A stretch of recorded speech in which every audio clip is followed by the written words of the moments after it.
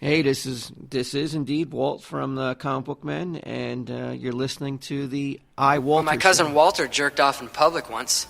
True story. He was on a plane to New Mexico when all of a sudden the hydraulics went. The plane started spinning around, going out of control, so he decides it's all over and whips it out and starts beating it right there. So all the other passengers take a cue from him, and they start whipping it out and beating like mad. So all the passengers are beating off, plummeting to their certain doom, when all of a sudden the hydraulics kick back in and the plane rights itself. It lands safely, and everyone puts their pieces or whatever, away and deboard. Nobody mentions the phenomenon to anyone else.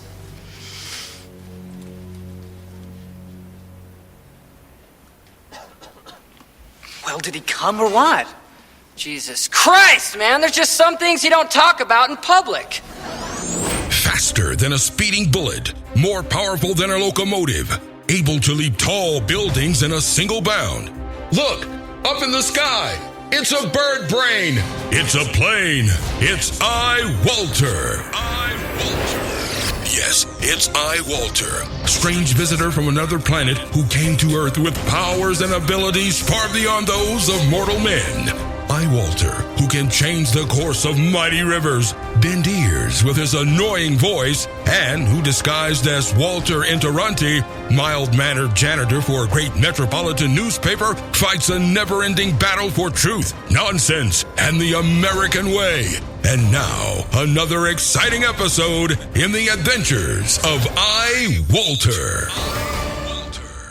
Hey everyone, this is Walter. Yeah, I'm actually doing a show again. Last night, I did not do a show because I know I had to get up this morning. I actually returned now. Excuse me. I returned one of my my laptops now. I had 3 Star Wars laptops. And the one, I read a lot about it, and they said it wasn't worth the money. And it didn't have, I couldn't afford an extended warranty because without the warranty alone, it was like $900, I think, and that was like the drop down price. And I have 2 machines right now, 2 Apple laptops. I'm actually using both of them right now. I didn't think I'd find a use for them, and it's kind of funny with Windows. They actually do what Mac does now.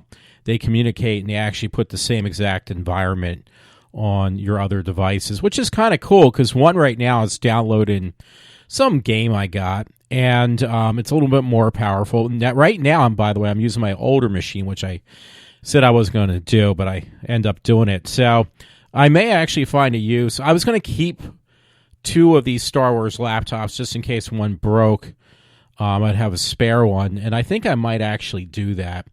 My more powerful machine, obviously I will be doing more podcasts on, but this one I've had for, a lot longer than I thought, the one I'm using now, which was the original Star Wars laptop I got. And I looked in all my files, and it's like, wow, I got an awful lot of stuff I don't want to really lose.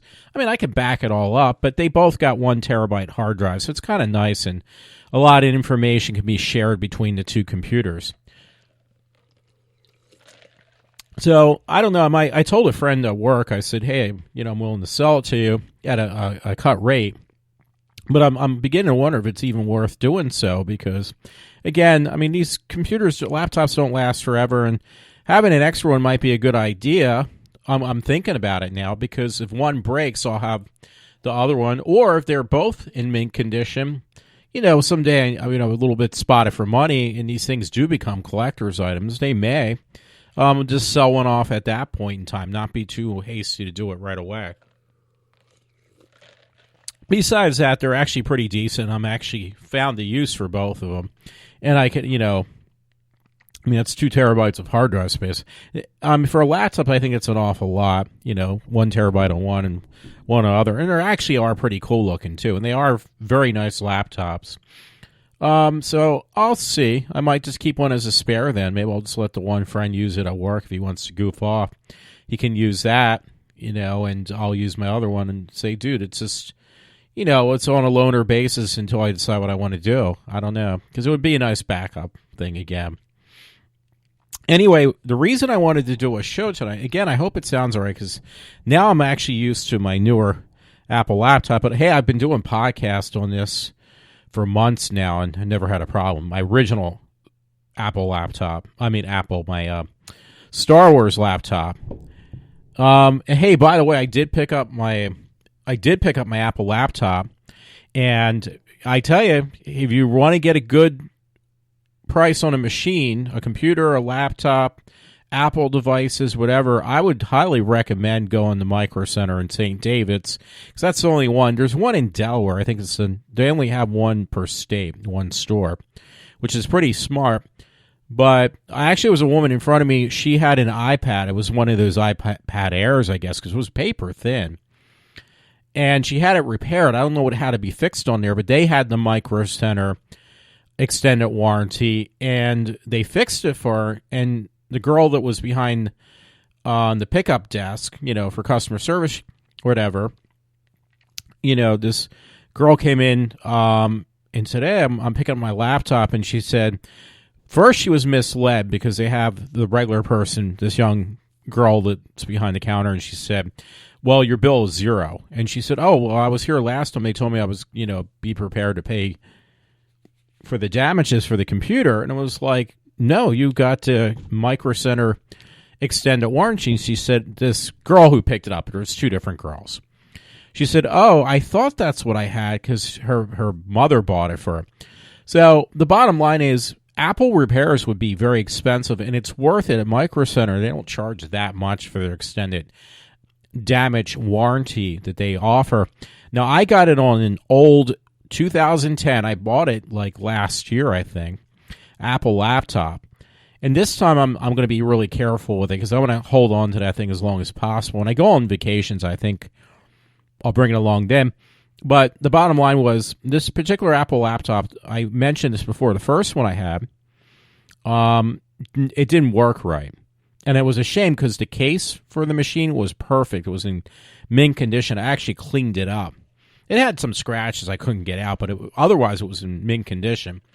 So they just swapped it out for another one, and it worked much better, but it did have a crack on the top of the inside of the case. It was like on the one side, the one hinge was cracked all the way through.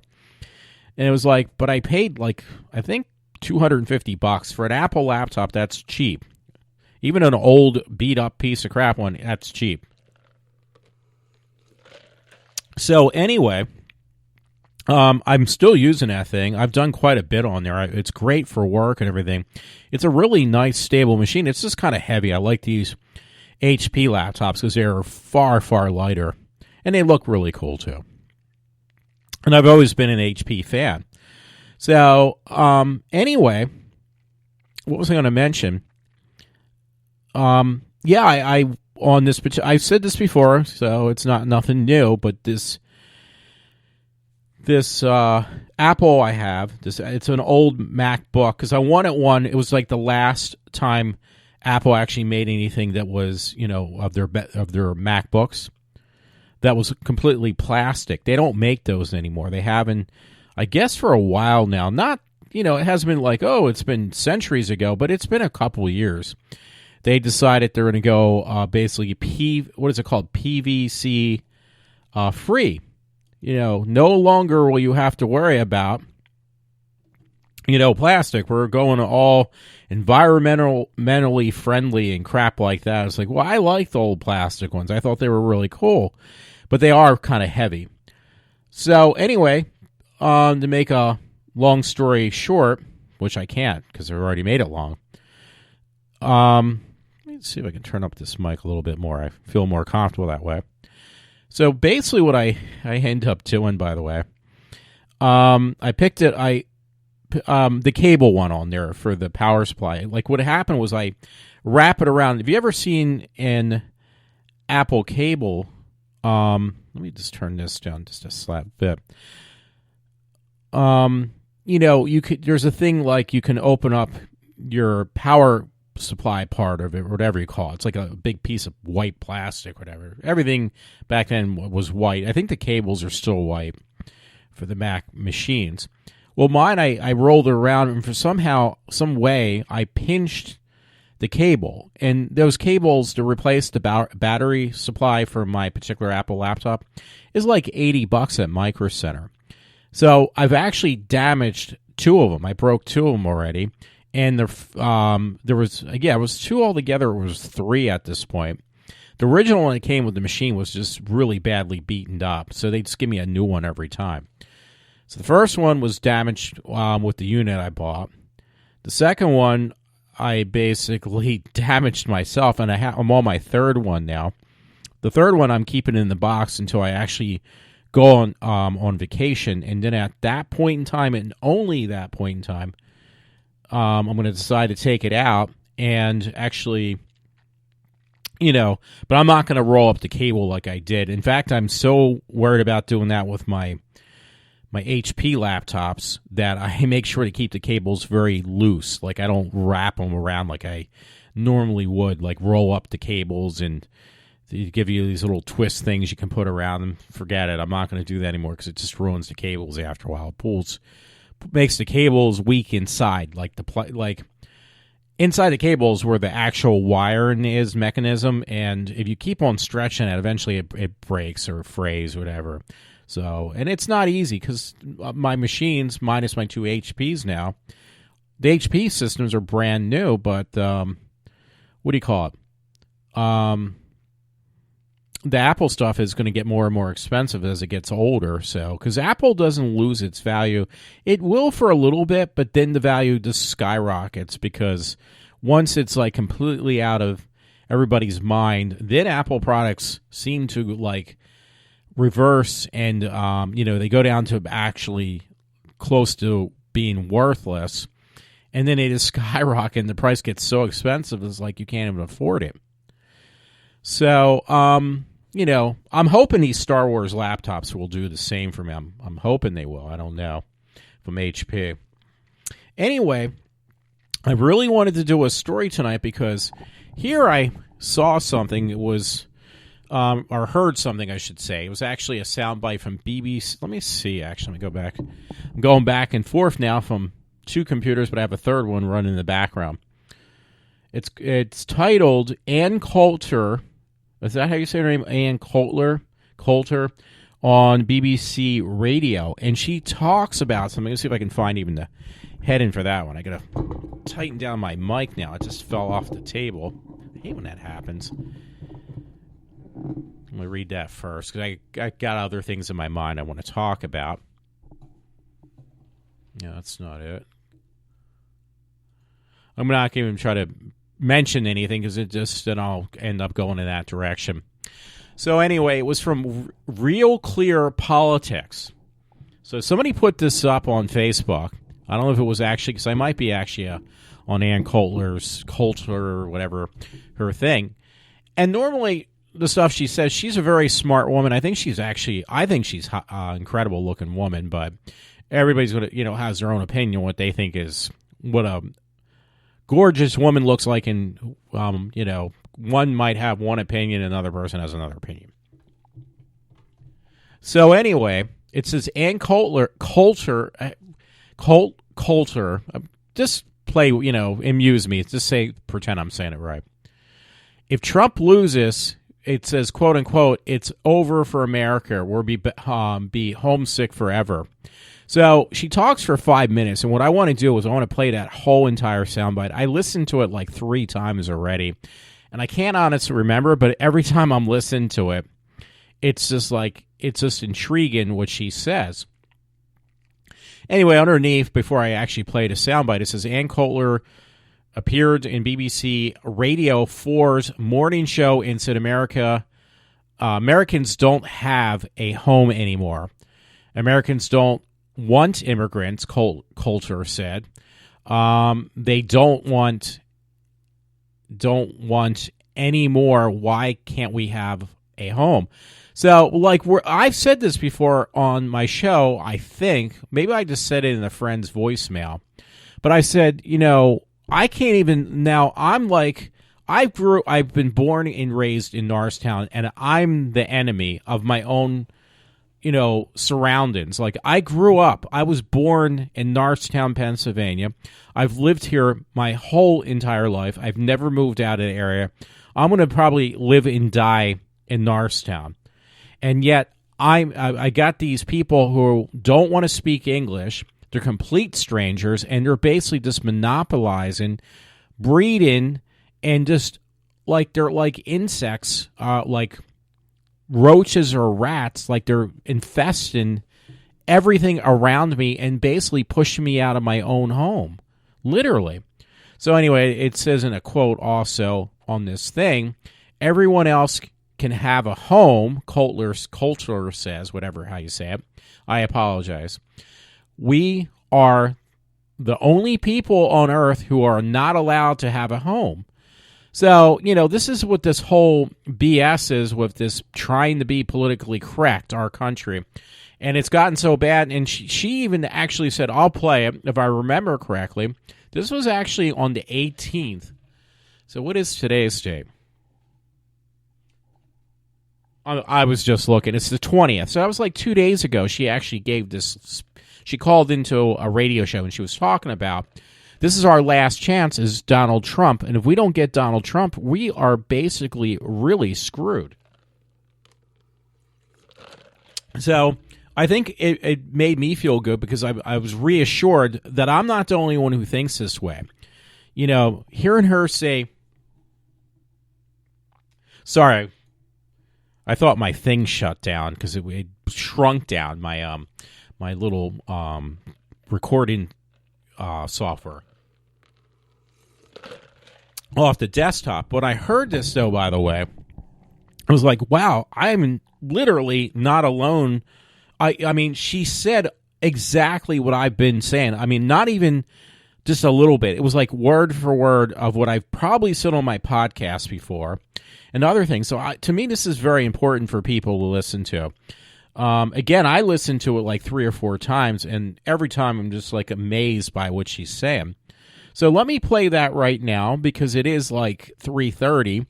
I got a late start because I was like trying to get this other computer to load this game. It's that game called, actually technically it's called Doom, but it's actually Doom 4. It's a horror video game. I played those things since I've been in my early 20s. These games from this company called id Software. I've been a big fan of id for, God, if I'm going about 30 years now, I guess.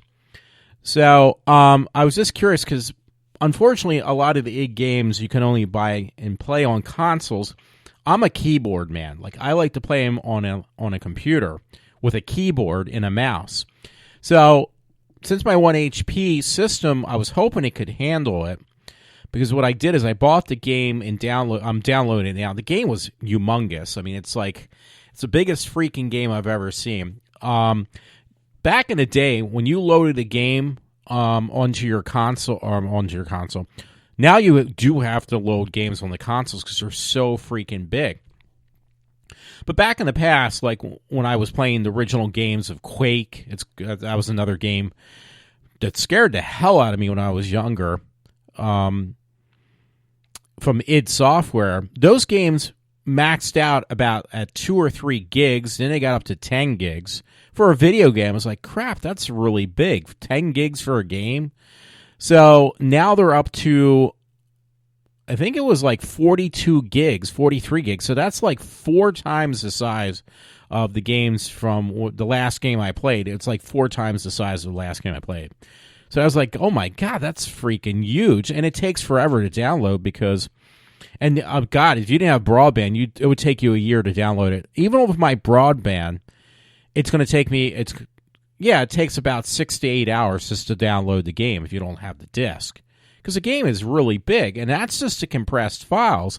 So who knows how huge it is once you download it. That's why now, like console games, when you buy console games, you actually got to have a hard drive in the console because the games are so massively big, they don't even fit on a Blu-ray. A Blu-ray is up to 50 gigs, and it barely fits on a Blu-ray. So, eventually you're going to see that you're going to find that you're going to be having multiple Blu-rays just for a game to load it. I mean, they're going to get that fucking big.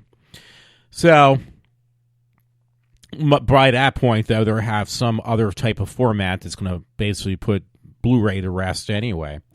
But that's just unbelievable. So anyway, I'm going off in a different direction. I apologize about that. I do want to play this Coulter, whatever. My friend Matt will correct me. I got a story about that, too. It is funny, though, from my friend Matt, what he was doing to me. And he did graduate from college once again. This is the third time for a different degree. I mean, I give him credit because he's got more balls than I do. I don't have the patience to go through school again.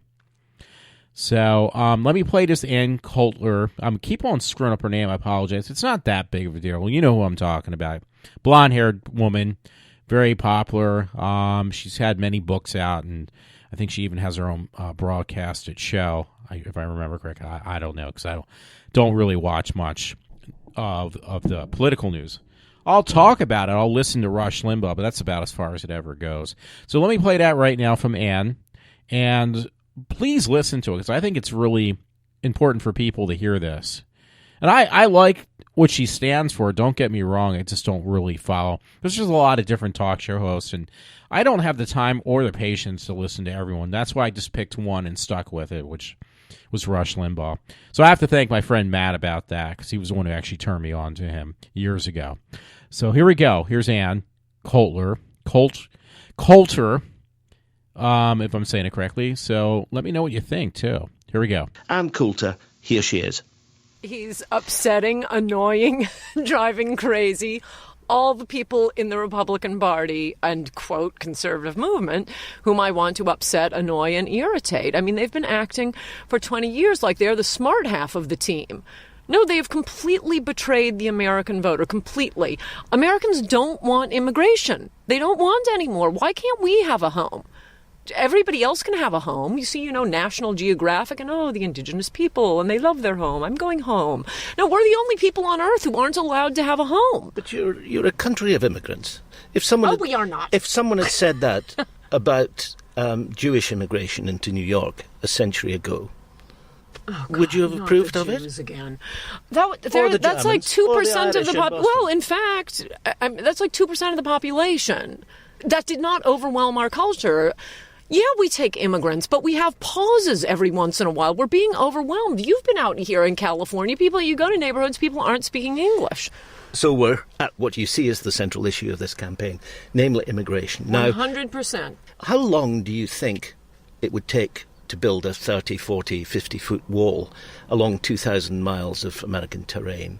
And if the president of Mexico says, I'm not going to pay for it, what then happens? Just take us through the practicalities. Well, if only we had a master developer who had built 100-story buildings where you can flush the toilet and eat creme brulee on the 110th floor. If only we had someone like that running for president. And by the way, who cares if Mexico pays for it? But you bet they're going to pay for it. Why should they? Why should they? Because he's right. They have been sending rapists, drug dealers. I mean, this entire heroin problem, which is a huge problem in America right now. It's sickening, the number of people who are dying from overdoses and just wrecked lives, wrecked communities, wrecked states. That is 100% a problem of having Mexico on our border. Immigration is the issue the voters have been defied on for 20 years. I mean, both Republicans and Democrats have tried to slip through amnesties 3 times in the past 10 years. They got shut down by the American people calling in and shutting down the switchboards. How many times do we have to tell them we don't want amnesty? Well, the last amnesty that was introduced in America was by Ronald Reagan in 1986. That's right. And yet... sure reflects on his legacy. At least he only made the mistake once. These other Republicans want to keep making the exact same mistake. Half the Republicans running for president gave illegal aliens in-state tuition or driver's licenses. It's madness. No. But the main point of what Trump is doing, it's putting Americans first. Not the rich, not the Wall Street, not the corporations. And Trump is the only one speaking for Americans on the bad trade deals, on immigration, on putting America first and not continuing to pay for NATO. Do you think it's a dangerous world or not? Do you think Putin is dangerous? Yes, but I care about keeping it safe here. I don't care about what happens to the Ukraine any more than I think Russia should care what we do to illegals here in Texas. I have an idea. Good luck to the rest of the world, but let's keep America safe. What's the rationale for saying all Muslims should be banned from the United States? The rationale is 9/11, Fort Hood, Boston Marathon, San Bernardino Community Center, any number of other terrorist acts. And when they're not, I haven't finished, I'm still answering. when they're not committing terrorism, flying planes into our skyscrapers, and shooting up innocent civilians, what are they? What good are they? They're on welfare. They're committing small petty crimes. They are completely ripping off the government. Every person, no, it doesn't have to be everyone, but most of them. You're saying that everyone who is born and raised in Islam, no, it's not everyone, and who practices that religion should be considered. Well, why do we need? We don't need any of them. Frankly, we don't need the British. I don't know why we're blocking the British and letting in Somalis who go to Minnesota, and 90% are on welfare. Most don't have jobs. The crime rate's gone through the roof. They can't afford to pay for their own people. I don't think we need the British to come in. But if we gotta let somebody in, I know. How about people who speak our language and won't immediately go on welfare, and some percentage of whom will commit terrorist acts? We've been very generous to the rest of the world. It's got to stop now. America needs a little me time. Your prediction, therefore, is that Donald Trump will win. I think so. I'm not as confident about the presidency. And why is that? It's not because of women voters. It's a question of whether the Democratic Party has already changed the country enough. Oh, and by the way, do not imagine Democrats are for mass immigration from the third world because of great humanitarian concerns. Post-1970 immigrants vote 8-2 for the Democrats. They've changed the electorate. California, where we're sitting now, used to give us Republican presidents, Reagan, Nixon. No Republicans getting elected statewide anymore. Well, this is Teddy Kennedy's Immigration Act. They're trying to do that to the whole country. So the question is it too late? They had it wired. Have they already done it? Are there not enough Americans voting in this election for Trump to win? And in your view, what happens if he loses? It's over. We're going to be homesick for the rest of our lives because America's gone. All right. Hey, you know what? I listened to the very end of that, and it sounds like Ann-Coulter. So I apologize. I'm continuously going to get it wrong, so I'm doing the best I can. So again, I listened to that. I saw this, and it was like, normally I see stuff that she puts up on Facebook or somebody puts up that she says, and I kind of just, it's nothing against her. I just, rushes is about as far as I go. But I heard this. Some reason it made me say, Walter, you need to listen to this. Apologize. I'm having a hard time getting my mic to, actually behave. Oh, behave. So it's just, all over the place. So I apologize. So anyway, yeah, I mean, trust me, I have things I'd love to complain about tonight with work and stuff, but I'm even exhausted tonight on that fact. So I mainly wanted to, honestly, I just wanted people to listen to that and, give me some input too, please, because I think it's really important. I want to make sure I can see what's going on with my mic level and everything else. So, yeah, again, that was from Real Clear Politics. And, again, I think people really do need to, look at that. So I'm going to shut that story down, by the way. Wow, my computer is not being... that's not being cooperative either. Yeah, it's coming up all this junk now. It's making me download. I saw this story, and I guess it was like an update, though, about this school teacher. I assume it's the same one. The school board's trying to get her fired. That school teacher is pushing 50 that was having a sexual relationship with a 16-year-old. Yeah, they're trying to push to get her fired now, I guess, or eliminated. I don't blame them. It's too much of that stuff that you hear about. So I had that up. I was going to read it. It's no, I think it's the same story I've already read. Just kind of updated the information. Unfortunately, I don't know what else to say because it's just a two-sided story. If it's a woman doing this crap, she kind of gets away with it. No matter how you look at it, she's going to get away with it. I mean, this woman... I made a comment. I said this. I put it online. That I said, yeah, that woman's really, she doesn't have a chance in hell because she's really fugly. And I don't mean that, but she is. I'm sorry. If you see an unattractive woman, you really think she's going to get away with having sex with a kid. And you hear the way even the judges react when they see a hot-looking woman who's a school teacher. they just basically say, "Oh, that happened before." They said, "Oh, she's just too pretty to go to jail. We can't have her have that happen." I mean, I just think that's honestly, I think that's quite crazy that you just let somebody go because they're attractive looking, and it's a shame because for most of us, as we get older, we're not the same great looking person we were when you're younger, and you're basically screwed. So I remember even my mom complaining. She said, "Oh yeah, when I go to the doctors, he says, well, you won't need certain things done. You're basically past your expiration date, basically," is what he's saying. It's like, that's just kind of nasty. And you got President Obama who does the same thing. No offense. He's the one who says, like, "Oh, hey, when you reach a certain age, we'll just give you a painkiller or something. We're not going to, it's not worth putting money into somebody who has a lot of spunk and the will to live, because it's just a waste of money." I mean, literally, it's like a pair of old shoes. People get, once you reach a certain age, you're treated like a pair of old shoes. So I'm trying to look for some of these links. By the way, I mentioned the other day that if I could find this girl that I always take things from, because she's got really good horror stuff. She's a really cute looking woman or girl. I don't know, because I can't tell her age. But yeah, I think she's pretty hot looking too, this lady. But I think she's got 2 kids and she's married though. But she gets really good links for like this horror stuff and everything like that. I think it's her. Anyway, her name is looks like Renee Hill, and that might be the one. I'm not sure, but she really loves horror though. I can tell you that much. So that's mainly where I get my links from. Hey, on a lighter note, yeah, I think because she's using that program I do. I used it at work on a friend, by the way.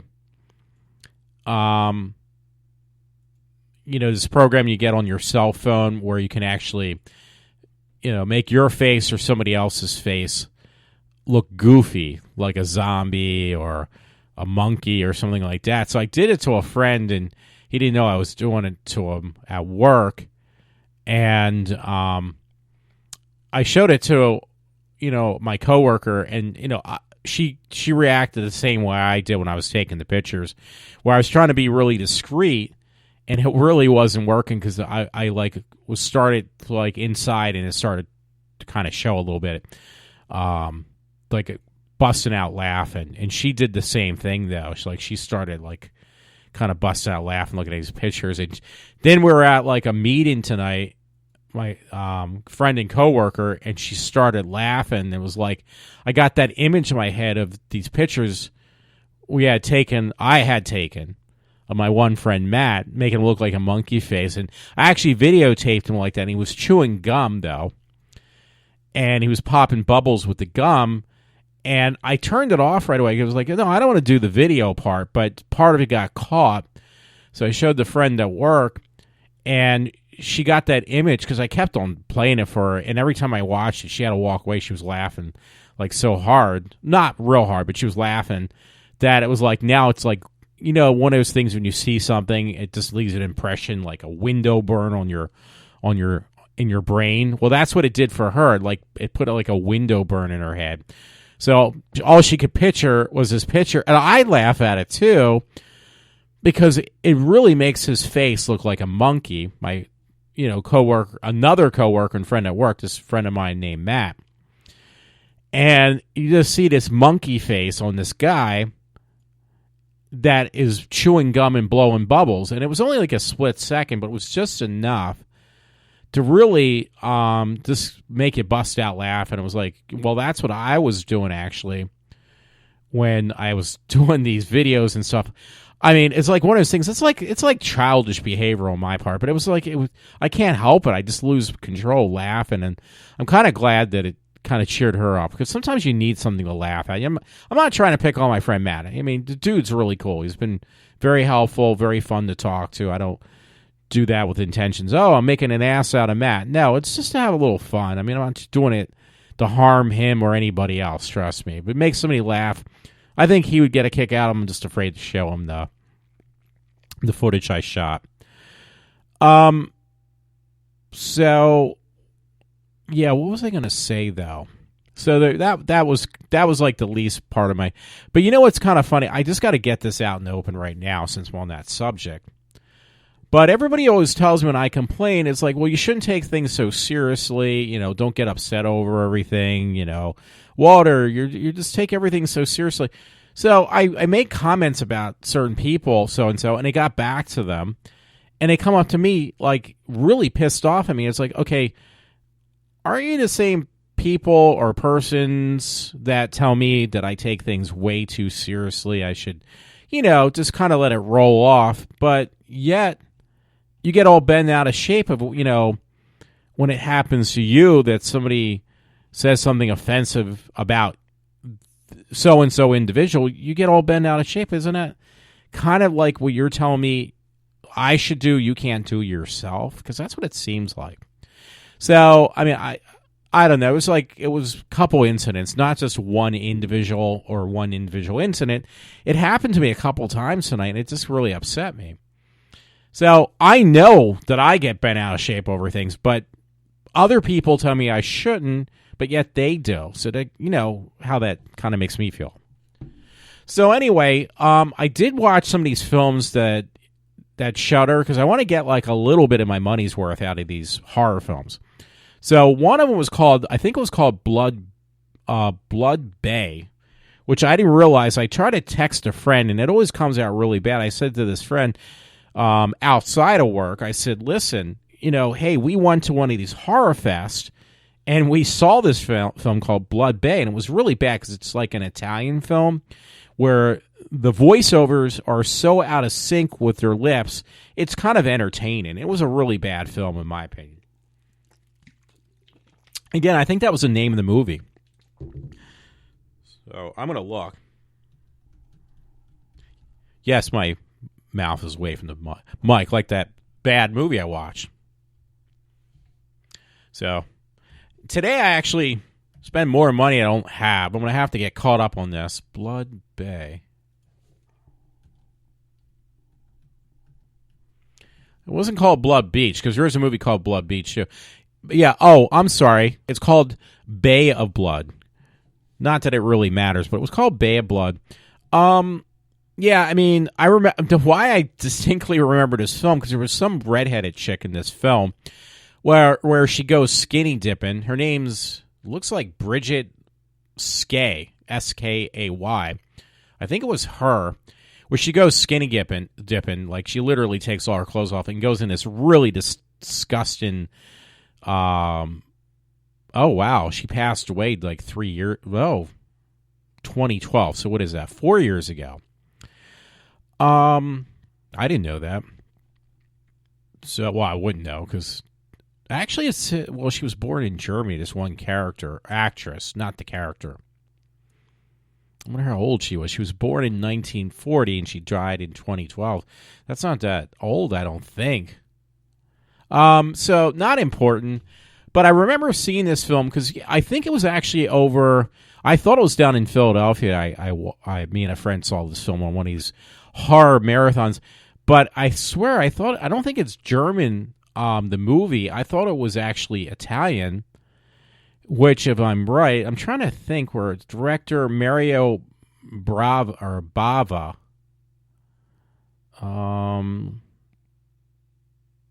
Story. Now, I'm not sure.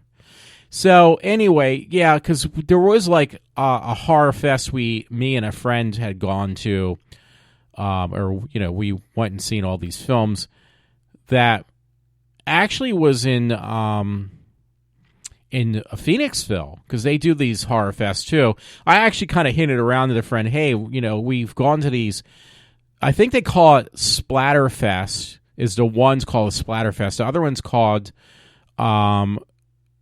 what's the other one called? The one in Philly is actually called Exhumed Films, but they're both these, people who get all these movies for you to watch. They're basically a combination of exploitation films, sexploitation films, and foreign, horror films of all types. but they're old. They're like 70s, which is considered old now. It's hard because I was born in the late 60s, so. But yeah, they go anywhere between, no later than that, like 70s, mainly 60s, no, 70s, maybe 60s, and probably 80s. But they're all types of films. Because I mentioned to somebody, one of the films wasn't a bad, like, kind of exploitation film. Not really. It was a karate film, actually. And there's spaghetti films. One's done in Italy. The Western film's done in Italy, but they're done as, I guess, exploitation films. I think an exploitation film means it's just like films that are shot like very low budget, and they just, do a whole, like they do 2 or 3 films all at one time, or, back to back. Not that they're all the same movie. I'll have to look that up now because I'm not quite sure. Just to make sure I'm clarifying myself on what I'm talking about. So, yeah, me and a friend, we've been doing that for years. I think since college, not too far after college, the first time around for me and him. He's like, hey, Walt, do you want to go to these horror fest things? They're like kind of really cool. So, and it's kind of funny because I'm looking at some scenes from the one I watched last night. Bay of Blood, did I say? Yeah, it was. And I wonder if this kind of influence, because these were like 70s, but that would be too close together. I'm trying to think when Bay of Blood came out. I'm trying to look for that now. Oh, okay, it came out in 1971, so that would make sense. If that kind of influenced even Sean Cunningham when he decided to finally do Friday the 13th, because he actually helped out work on before that. Now, I mean, these are American. Sean Cunningham is an American director. So anyway, he actually did work on Last House on the Left. I think he was like some type of a director or producer. I can't quite remember before he did Friday the 13th. But there's a certain scene or scenes in Bay of Blood which obviously must have left an impression on Sean Cunningham, because there's a scene where these two people are having sex on a bed, and this person comes in. You don't see the person's face, but they stick the person murdering. There was like different people murdering this group of people, but one of them puts a spear through the two people having sex, and it was the same scene they did in Friday the 13th Part 1 and probably Part 2 and Part 3. But yeah, that was the one that actually Kevin Bacon was in, where he gets his throat slit though.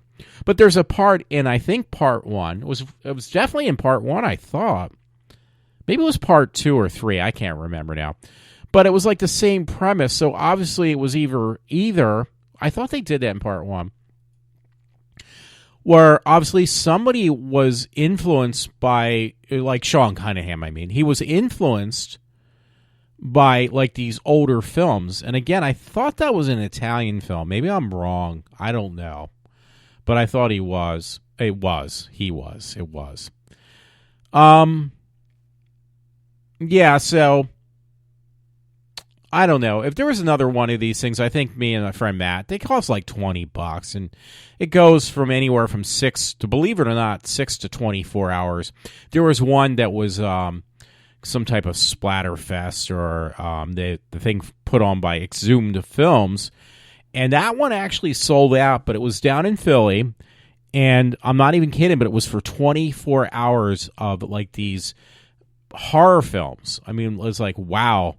I had a hard time. Me and a friend Matt did it more than once. We went to the ones that are 12 hours. I think we did it actually a total of 2 times. And believe it or not, that was really difficult. For 24 hours, though, I don't think I would be able to do it.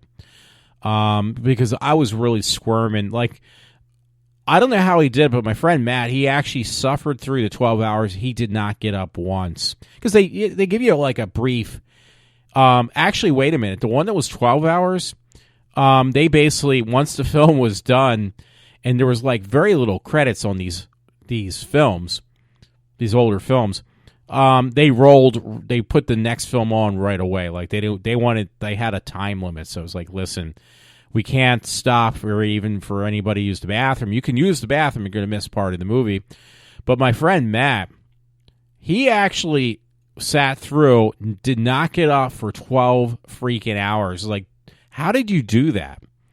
I know I couldn't do it because I was up at the end and the beginning of every single film. I had to run to the bathroom. I was like, I'm sorry, I'm not going to sit here for 12 hours without getting up once. I could not do that. It would drive me crazy, too. Well, that's very simple to do. We know that.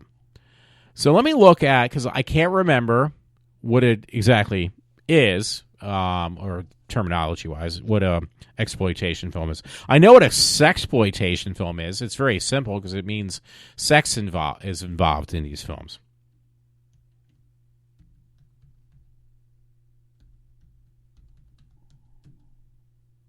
And by the way, I'm sorry for that pause. We actually did sit through. We sat through at one of these fests of different exploitation films.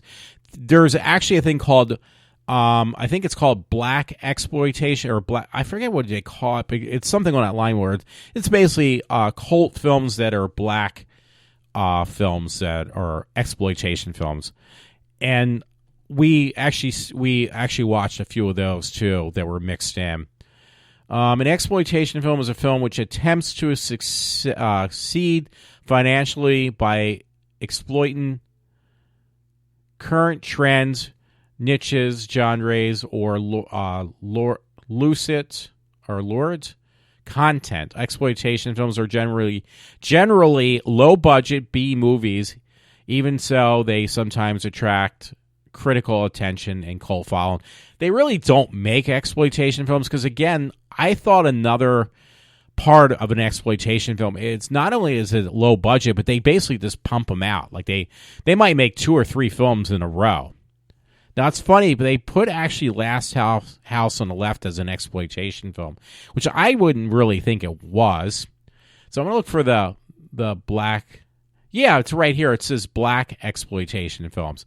It's actually called Black's Blackploitation. I forget what film we watched on the Blackploitation, but it was interesting. There was like, I think 2 of them at the Exhumed Films that were the Blackploitation. And that basically just says, let's see, jump to modern Blackploitation films, a comedy film incorporating many Blackploitation elements. Michael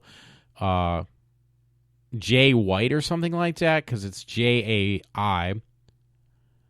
I can't remember which one we've seen. Blackploitation. It's Blackploitation is a term coined in the early 1970s, and it referred to black action films that were aimed at black audiences. So, like, I think Action Jackson, or was that newer? Because they made jokes out of those films, like black exploitation films. Because I think one was like one. I think it was called "I'm Gonna Get You, Sucker." You know, that was like one kind of reliving. Oh, Superfly. That's the one I'm thinking of. Because I'm looking at it. Here's like a list of. I'm seeing if I can find the one we saw. One's called Cotton Comes to Harlem. Shaft. Shaft was very popular, actually. Superfly, obviously. I might have mentioned that one. Black Mama. Actually, Blackula was an exploitation film. I didn't realize. I know I've heard of it. I never watched it. Blackenstein. Black Caesar. I'm trying to look for the one that we saw. I think it was like 2 of them, though. The Mac. And they're giving the dates, too. It started in 1970. Because the one that we watched was actually supposed to be a classic, too.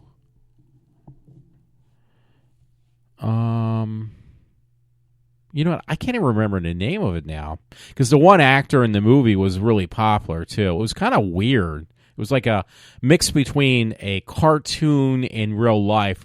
I can't remember because I ended up trying to find it online just to watch it again. I think I did, and I don't even know if I have anymore. So, but yeah, it ran from 1970 up into 1979. Jackie Brown, I think I remember that one. Passenger 57, wow, that's out on the black exploitation ones. Death Dimension. I wish I could find that now. It's not on this list, I don't think. Human Tornado. Maybe that was one of them, but that's not the one, because I know if I see the name, I would know. Mandelbox. Dr. Black and Mr. Hyde. Some of them just have. Oh, here's the one we watched. It was actually interesting. It was just kind of hard to follow, but the name of the film was called Coonskin, and it says an animated live action controversial Ralph Bakshi film with Briar Fox, I think it says. Because the one guy I actually did recognize, voice of Barry White as Briar Bear. It was an interesting film, but it was one of these exploitations. And one of them was a Jackie Chan film. I've never seen any Jackie film because I don't like karate films. But yeah, no, I'm sorry, not Jackie Chan, because I did see Jackie Chan. No, the man who Bruce Lee. It was a Bruce Lee film, and it was so freaking bad. That was an exploitation film, though, with Bruce Lee. And all I remember, I don't remember the name of the movie, but it was actually pretty funny because people were laughing, but I was just like so annoyed by it. But this film with Bruce Lee, is that right? It's Bruce Lee, right? Because he had his son, Brandon Lee, died in making that one film. Bruce Lee died during making of a film. But this one film that Bruce Lee did, though, it was about like he learned karate in the film from watching a cat fight a mouse or something like that. I was like, this is the most ridiculous premise I've ever seen.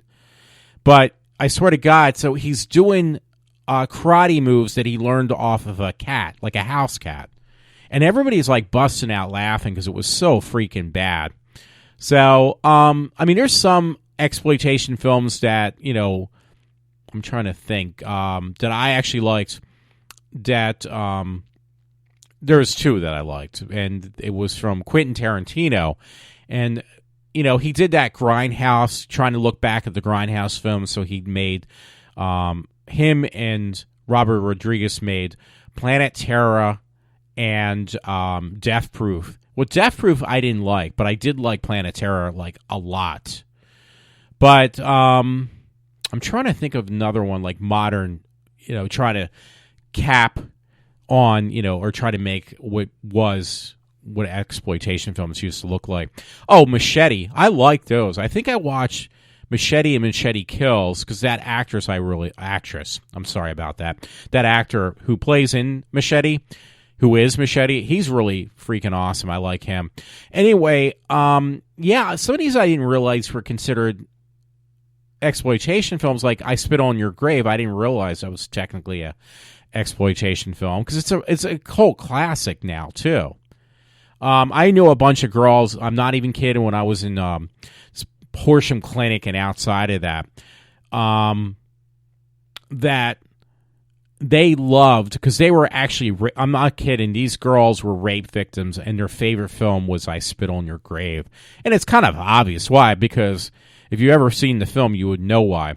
So that was one a friend introduced me to, which is actually really sexy, and I couldn't remember the name the other day. I was mentioning about these hot chicks that basically end up being the bad guys. They actually kidnap some guy and they torture him to death. They torture many guys. Was this movie that was the cult classic or probably one of the most original, lineup, if you want to pick the first of the mix of exploitation films, you would have to go with Faster and the Pussycat. Because that, Kill, because that was like one of the first ones that I would think of would be that film. When a friend, he rented it and I watched it. Again, Last House on the Left, I'm surprised. That was 1972. I know my friend Todd, he said his brother, I think, rented it or something, or they went and seen it. I don't know, because 72, well, I guess we would be way too young. Yeah, what was I going to say? He said that film was like really messed up, but he remembered it left a long-lasting lifetime impression with him. But that was an exploitation film. Now they're saying it says on exploitation films, Cannibal Holocaust was. I didn't know that either. So I'm looking through this list on Google, or as my dad would say again, Google's. Now, Blood Feast, I didn't know that was an exploitation film. Some of these I did not know. I wouldn't even put them as that.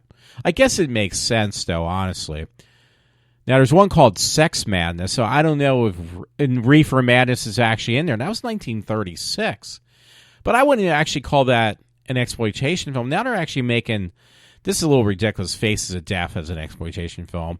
Now, here's one movie I really liked. I totally forgot about it. It was like a modern version of it. They're saying it was an exploitation film. Was this movie, I'm like one of the few people who really liked it because they had hot chicks in there. 2009, it was a movie called Bitch Slap.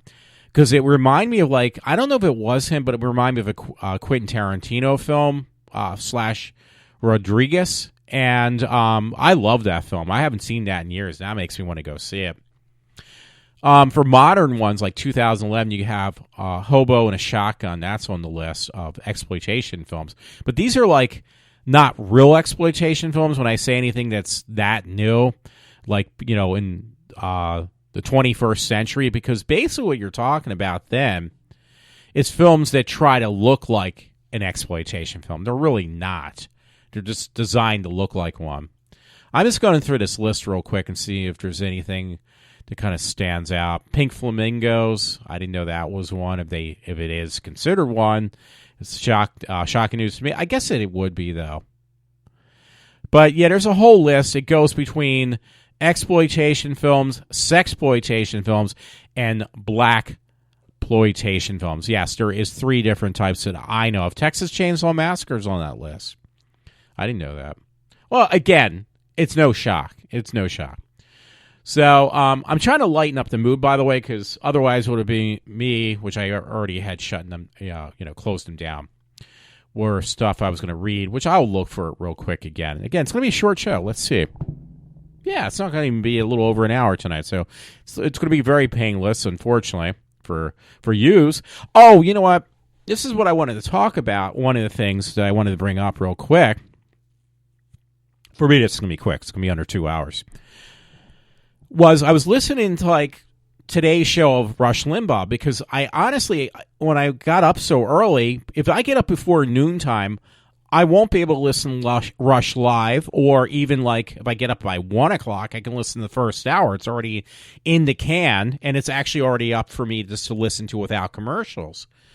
So I listened to a little bit tonight on the way home, and one of the things he mentions, which is really disturbing with ISIS, he was mentioning about how ISIS, I'm looking at the article from Daily Mail and the same thing he was talking about. ISIS executes 25 people by dissolving. This is their new way of getting people afraid of ISIS. This is why they need to be destroyed, by the way. ISIS executed 25 people by dissolving them in nitric acid. It says Iraqi spies were tied up with rope and then dropped into a vat in public as a warning to others.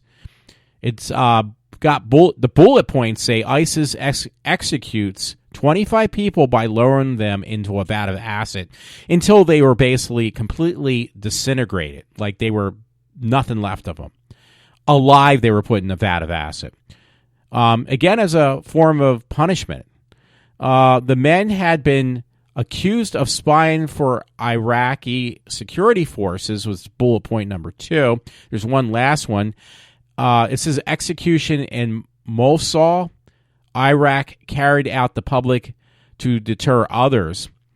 So, and it was funny because I think his point was, Rush was, America, us Americans are considered to be inhumane and stuff. And this is what these people from ISIS are doing to human beings. This is the way they...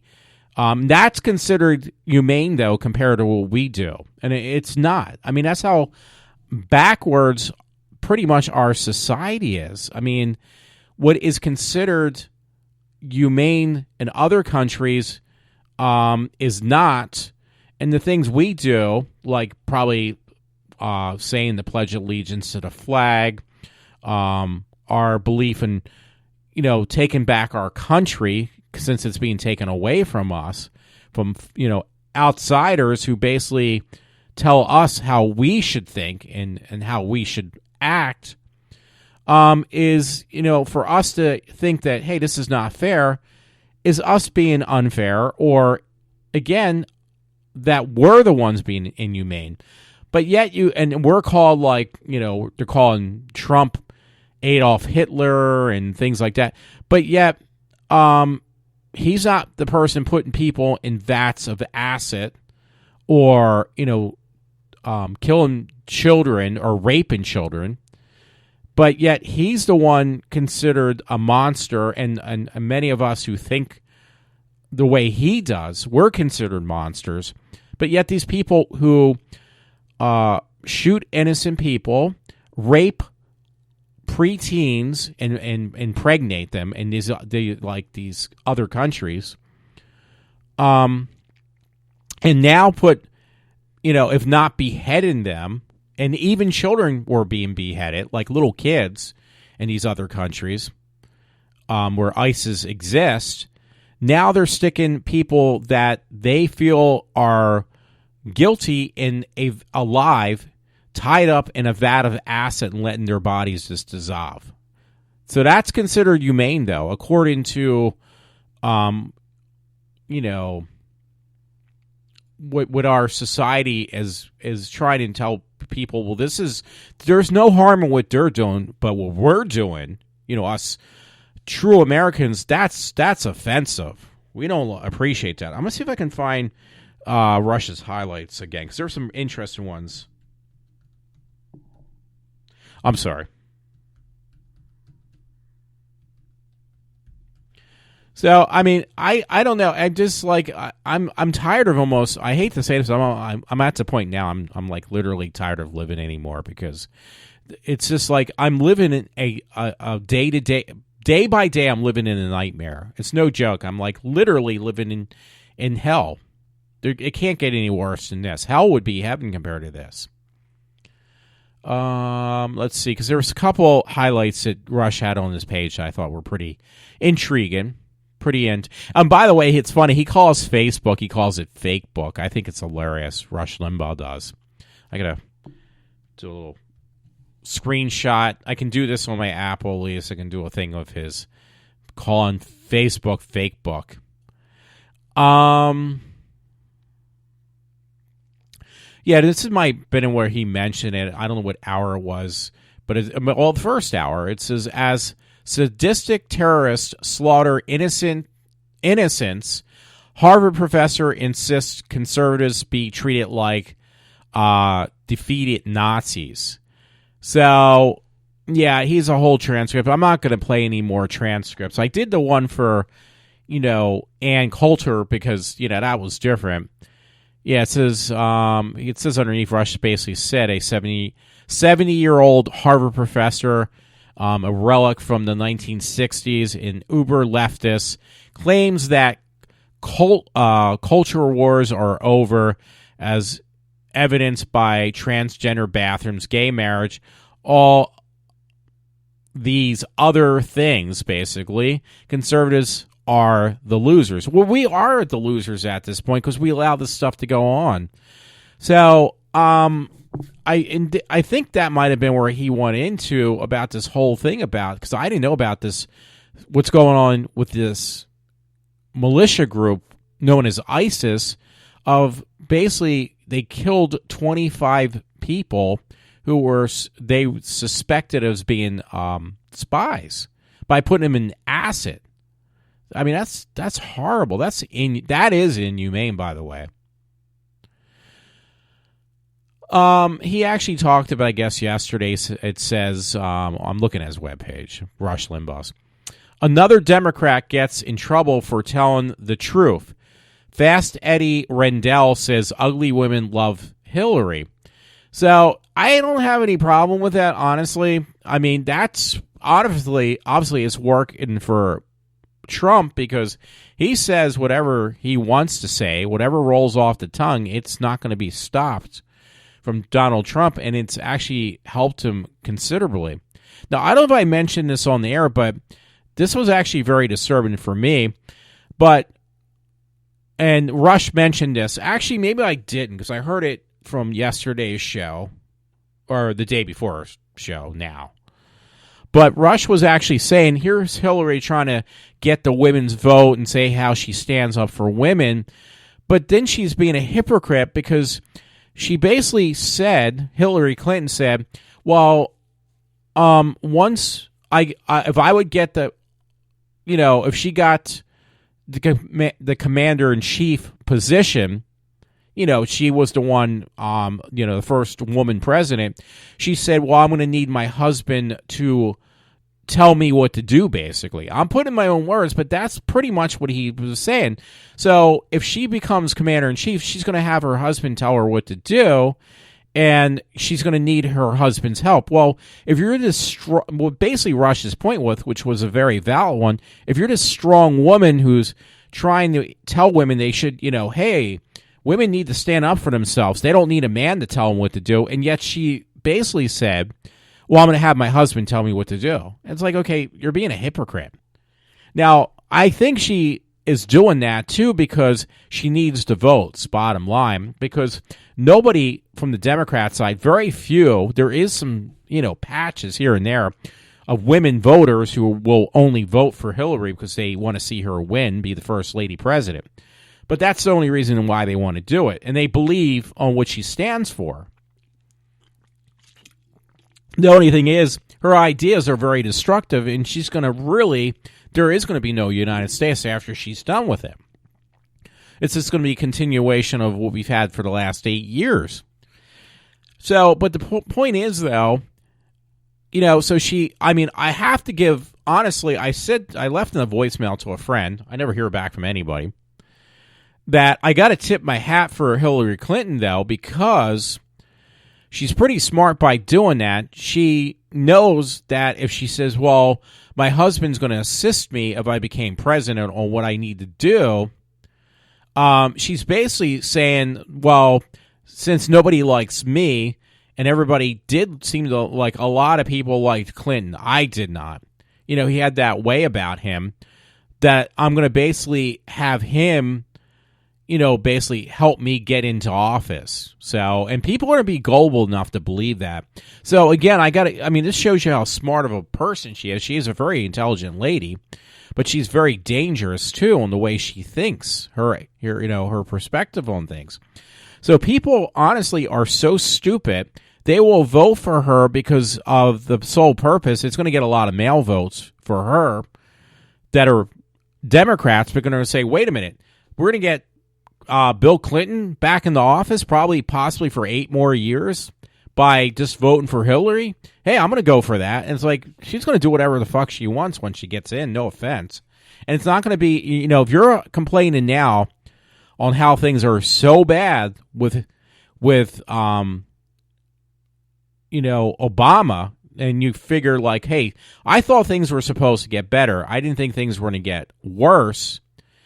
And they did. Just imagine it even going further down the slope if you vote for Hillary and you believe this nonsense that she's going to have her husband tell her what to do. She's not going to have her husband tell her what to do. I think she told her husband how to run the country even when he was president. That's just my opinion. But since in the past I've been always right about stuff, I'm sure I'm right again. I'm probably right on the money with that one.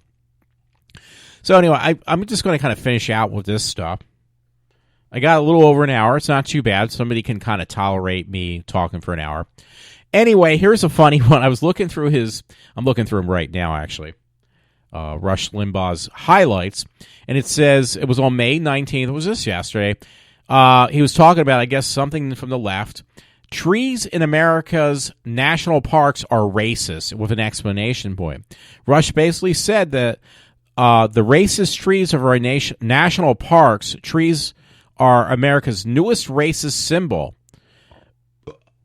Again, to who? Who thinks trees are racist, he says. Trees are America's newest racist symbol. Who thinks this? I would submit to you, nobody thinks it. And he's got like these things. Danger, beware of the racist trees. So it's entertaining, I'll tell you. I mean, he's being sarcastic.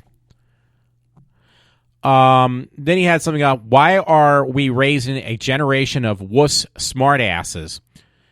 And he has this little cartoon. It says, trigger warning, I need an adult.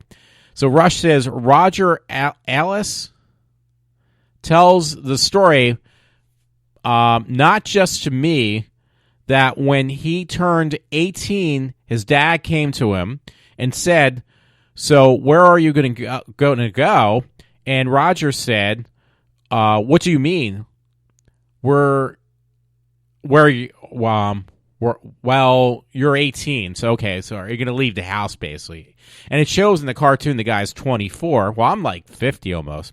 And then it says, you can't live here anymore, basically. I guess it's the father talking to the son is what the whole premise is. Unless you want to pay for pay room and board, which I actually do. I do pay room and board, so I don't care. It's the least I can do. I mean, cheapest place I'll live is at home. So that's pretty funny. It goes on to say more. You can see this. This is all free stuff. Like, I am a member of Rush Limbaugh 24/7, but you can get the highlights like I am. And even more, you can get the transcripts for free. Rush put on Pearls of Wisdom. So I have to read this, and because it looks pretty funny. It says Billy Willis or something. It's in quotations. Do you see this on Drudge yesterday? The average person spends 0.45% of their life having sex. Well, guess what? How much I spend having sex? 0% of my time. I saw that and I said, well, I'm apparently getting an unfair share of somebody else's time. So, and I can't really look at that. I can't see. I'm going to try to lean in a little bit. I got so much to give. It looks like Billy Willis, so it's pretty funny. That one I might actually open up. I'm going to read. Oh, wow. Yeah, because he went off on it for a while. I'm tempted to look at a little bit of it, maybe just read the first paragraph, see if it's worth it. Democrats never get in trouble when they lie. The fur flies when they admit that they lied. In other words, when they tell the truth is when hell breaks loose on their side. It's surreal. CNN says for a presidential candidate to try to defend himself by calling the media's attention to the statements that are incorrect the way Donald Trump does.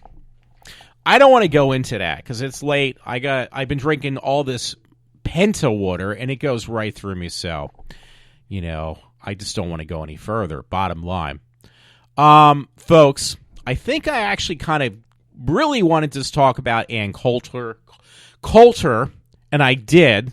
So I hope you enjoyed that. And plus, I wanted to use my main laptop tonight. I could not, so that kind of put a damper on my parade. And I at this point, like I said, I might just keep both of them. I was going to sell the one for $400, but honestly, I pay like $500 for this machine. Then I put $200 into it, so I'm taking a $300 loss if I sell it for what I wanted to, which was like $400. And plus, I will get used to. I got both machines running right now, So I apologize. I'm doing the pee-pee dance. So that being said, I'm like moving in and out of my face as my mouth is away from my mic. So everyone, this is a short show tonight. It was a little over an hour. Not too bad for anybody to listen to. Hope you enjoyed it. I hope you liked that soundbite I played too. That was a 5-minute soundbite from Ann-Coulter. So I hope you liked that. I actually said her name right, I think. So thanks again for listening to me. I hope you enjoyed what I talked about. I am signing off for now, and have a good morning. This is Walter from iwalter.